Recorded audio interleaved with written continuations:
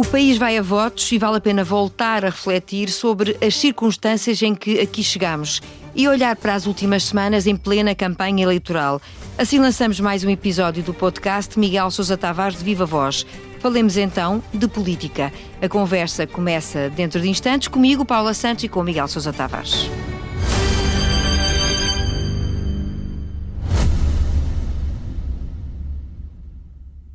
Fui deputado da oposição, fui jornalista e primeiro-ministro. Fundei um jornal e a primeira televisão privada em Portugal. E para contar as minhas memórias, voltei a inovar.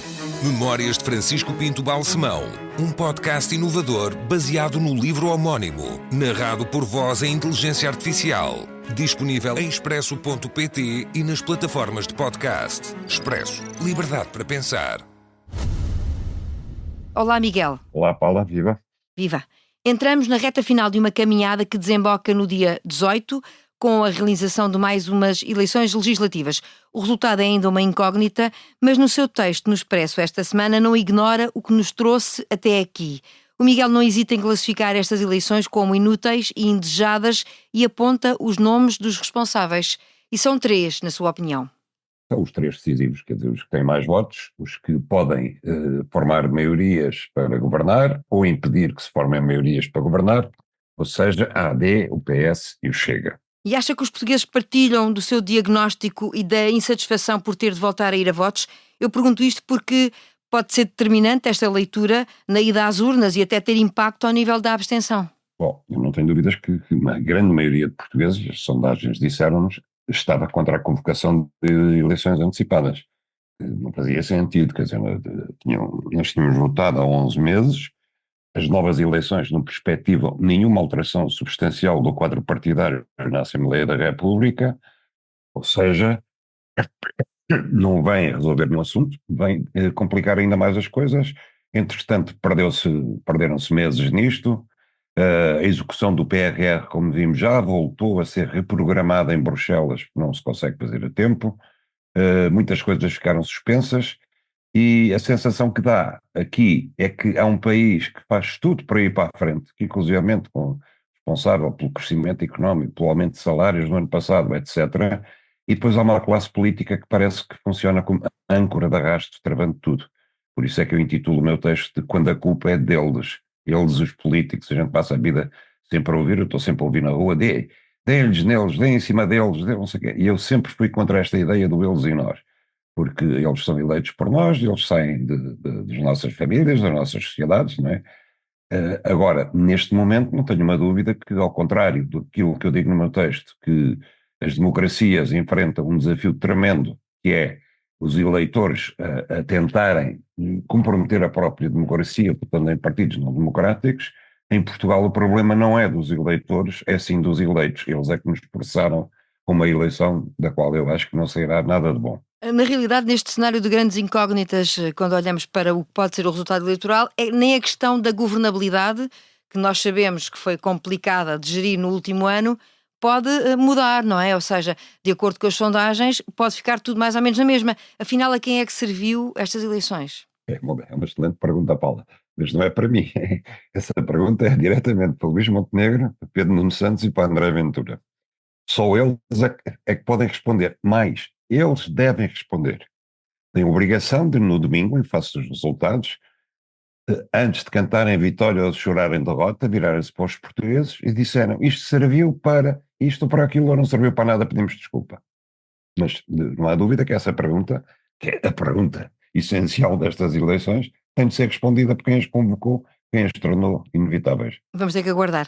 Olhemos então mais de perto a campanha na estrada. Depois dos debates, as caravanas organizaram-se e não faltam nas televisões e nas redes sociais imagens do tradicional folclore numa espécie de caça ao voto. Estas ações de rua têm algum impacto? Eu sei que o Miguel vai dar uma perspectiva crítica, mas de alguma maneira acha que elas podem contribuir para elucidar os cidadãos ou para beneficiar alguém? Olha, é possível que sim. Agora, eu não sei o que é que muda nos destinos do país de X em X tempo, quando há eleições, os políticos visitarem o mercado de Matosinhos, o mercado de Livramento em Setúbal, a feira de Quarteira, ou Bibeja, esse folclore todo. não sei, francamente, quer dizer, estas campanhas com as arruadas, com as visitas a feiras, são uma excelente ocasião para não discutir os problemas do país. São uma excelente ocasião para promover egos, para folclore. Aparecem sempre as pessoas a dizer que têm 300 euros de pensão, nunca acrescentam que também têm CSI, nem nunca acrescentam que têm 300 euros porque não descontaram tempo suficiente ou não descontaram nada, e assistimos sempre ao choradinho de um lado e às promessas dos políticos, muito compreensíveis do outro, a dizer, eu se for primeiro-ministro, votem em mim que eu vou olhar para o assunto, etc. As campanhas, a forma como são feitas, não só não servem para elucidar ninguém, como, pelo contrário, servem para baralhar as coisas, para que os eleitores façam exigências impossíveis de cumprir e os políticos respondam com promessas que já sabem que não vão cumprir. Antes de nós começarmos esta gravação, aqui numa conversa prévia, nós estávamos de alguma maneira a falar do mundo que falta na campanha, do mundo que está a acontecer e de que não se fala. Porquê é que não se fala, Miguel? Qual é a sua opinião? Porque somos basicamente ignorantes, basicamente umbiguistas, porque achamos que estamos no extremo do mundo, no extremo ocidental da Europa, que as coisas não nos chegam, de qualquer maneira, porque não têm audiência. Isso vê-se nas televisões. Eu há bocado estava a fazer zapping nas televisões, estava só toda a gente preocupada com o André Ventura ter se sentido mal outra vez, mas ao mesmo No tempo... momento em que estamos a gravar, vale a pena sublinhar que aconteceu um segundo episódio de má disposição, não é? Aparente. Exato. Por muito importante que seja, não consigo perceber como é que se fica 40 minutos com o mesmo boneco no ar nas 3 televisões, enquanto em Istambul está-se a discutir o fim da guerra da Ucrânia, começou-se a discutir o possível fim da guerra na Ucrânia, e em Israel, o novo ataque de Israel a Khan Yunis, onde eles tinham mandado os palestinianos retirar, mas pelo menos 80 e tal pessoas até ao meio-dia.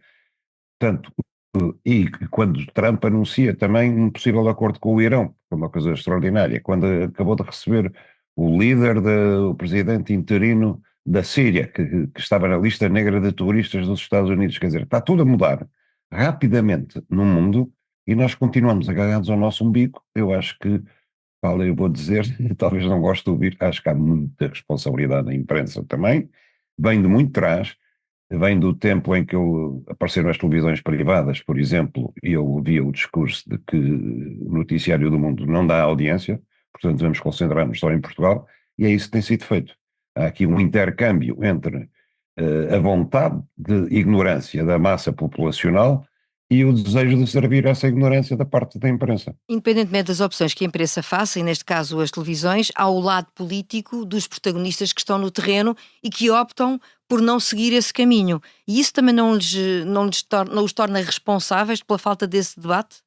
Isto é tudo uma cadeia, quer dizer, e alguns têm responsabilidades acrescidas porque estiveram na Europa como deputados europeus ou tiveram cargos de responsabilidade europeia durante muito tempo e ainda não conseguiram, por exemplo, passar a mensagem aos portugueses de que nós pertencemos a uma União na qual abdicámos de grande parte da nossa soberania, não só em termos de política externa, em termos de política de defesa, mas também em termos de política económica, em termos de política financeira, porque nós não somos livres de ter os déficits orçamentais que quisermos, nós não somos completamente soberanos a escolher quais são os setores económicos em que investimos o dinheiro que a Europa nos dá, e tudo isso obriga-nos a acompanhar aquilo que se passa no mundo e pelo menos na Europa da qual fazemos parte. E nada disso acontece. Não acontece no discurso político e não acontece na exigência dos eleitores para que lhes digam o que é que vai acontecer. Por exemplo, eu acho que dos temas principais desta campanha, e eu já critiquei isto no último podcast e até recebi de um dos mediadores dos debates, depois um telefonema a queixar-se que não tinha gostado do que eu disse que não percebia como é que o tema da defesa europeia, de quanto é que vamos ter que gastar no novo esforço de defesa europeu, tinha ficado fora de todos os debates, do debate final entre Pedro Nuno Santos e Luís Montenegro. Como é que esse tema tinha ficado fora?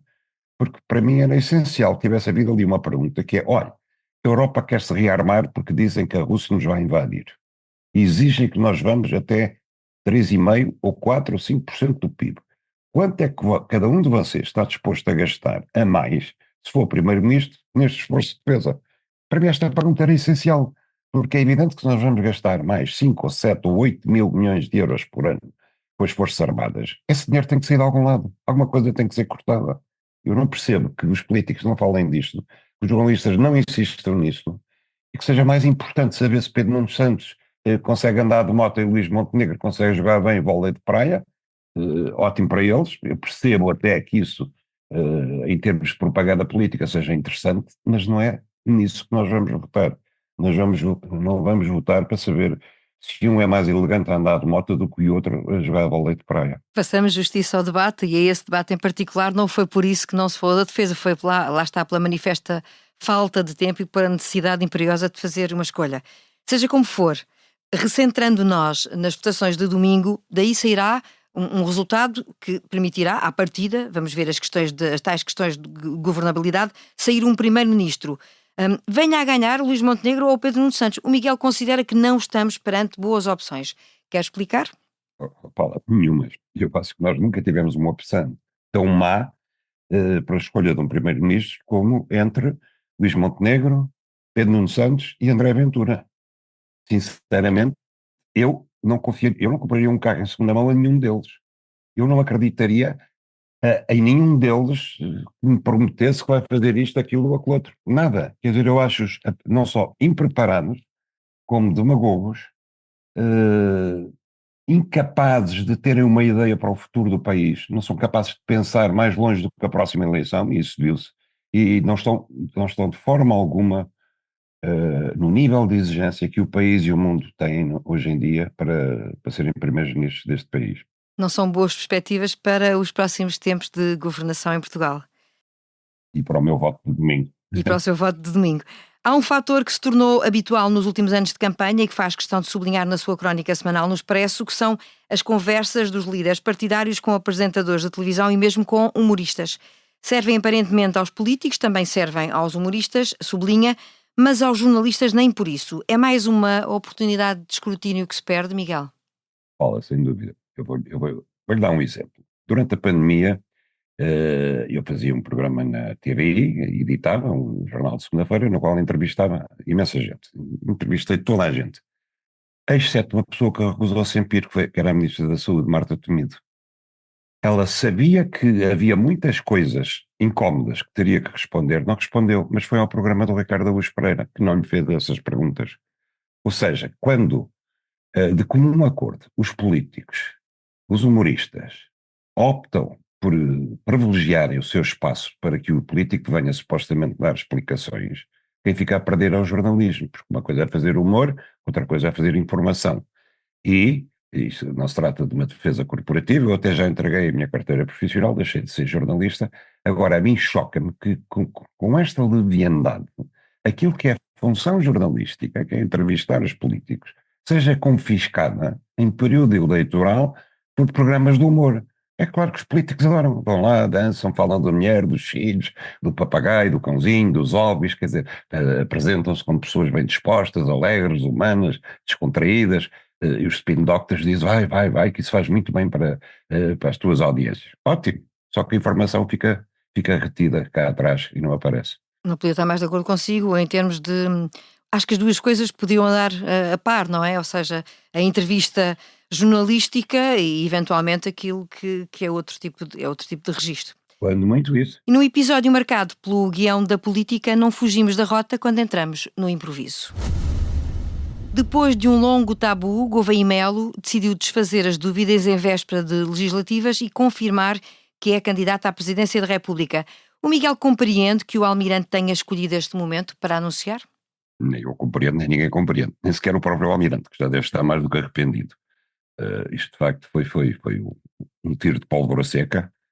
Primeiro, quer dizer, eu até discordo, Paula, não havia tabu nenhum. A partir do momento em que alguém se lembrou de pôr o nome de Gouveia Melo nas sondagens dos putativos presidenciáveis, e surpreendentemente ou não, ele apareceu lá em cima, a partir desse momento, a mim pareceu-me óbvio, Gouveia Melo bateu logo a pala e disse, querem-me a mim, então eu vou avançar. Ele já anda, aliás, recentemente em reuniões preparatórias para fazer a sua comissão de honra presidencial, tem falado com imensa gente, tem tentado atrair imensa gente, mas pelos vistos ainda não conseguiu atrair suficientemente gente capaz da sociedade civil, ou pelo menos gente que ele a ouça, porque este disparate de 3 dias das eleições, anunciar a sua própria candidatura presidencial, não faz nenhum sentido.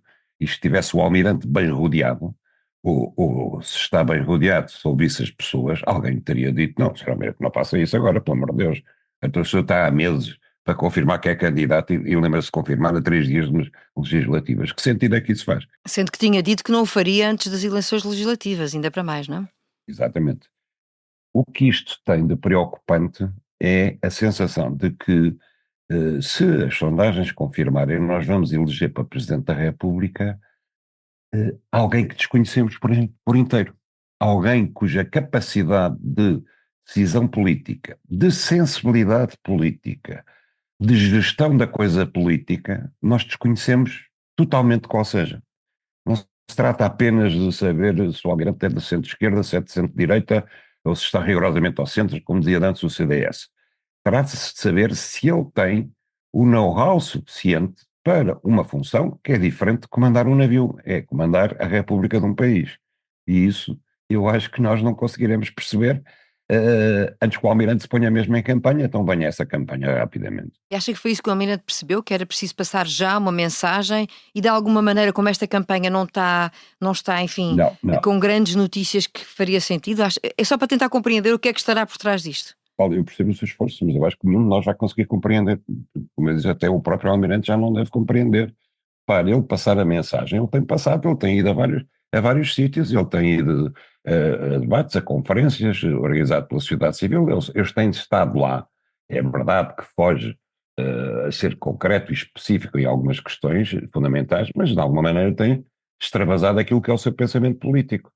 Agora, o anúncio da candidatura, o momento do anúncio da candidatura não acrescentou nada, nada que os portugueses precisassem de saber, já todos sabíamos que ele ia ser candidato. Isso não acrescenta nada. Só veio, como eu digo, lançar esta interrogação, que é grave, sobre qual é a capacidade dele para ter sensibilidade de escolha nos momentos políticos. E assim, a dias de Portugal voltar a ir às urnas, concluímos mais um episódio do podcast Miguel Sousa Tavares de Viva Voz. Falámos da campanha e de uma outra que ainda há de vir. A sonorização e edição está a cargo de João Martins. Para a semana voltamos a analisar a atualidade.